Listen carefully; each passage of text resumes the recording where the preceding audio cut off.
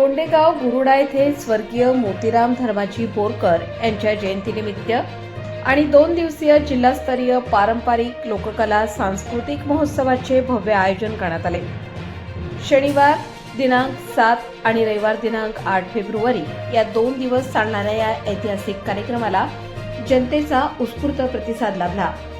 हा भव्य लोककला महोत्सव धर्मेंद्र मोतीराम बोरकर, सरपंच गोंडेगाव तसेच संचालक district cooperative of bank Bhandara आणि डॉक्टर रामनाथजी पारधीकर जिल्हाध्यक्ष यांच्या संकल्पनेतून साकार झाला असून उद्घाटन सोहळा अत्यंत थाटात पार पडला।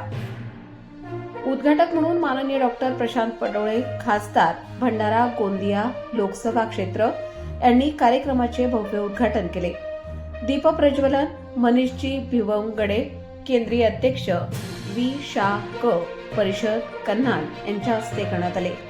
प्रमुख उपस्थितीत माननीय श्री अलंकारजी टेंभुर्णे, केंद्रीय कार्याध्यक्ष वी शा क परिषद कन्हान, माननीय सौ कविताताई उईके, अध्यक्ष जिल्हा परिषद भंडारा तसेच नानाभाऊ पटोले, आमदार साकोली विधानसभा क्षेत्र यांची उल्लेखनीय उपस्थिती होती।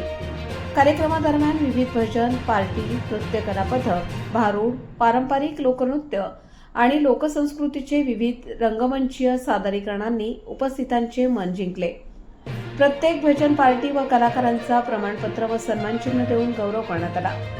गोंडेगाव आणि गुरुडा गावातील नागरिकांनी या कार्यक्रमासाठी अमूल्य सहकार्य करत लोककलेच्या जतनासाठी एकजूट दाखवून दिली।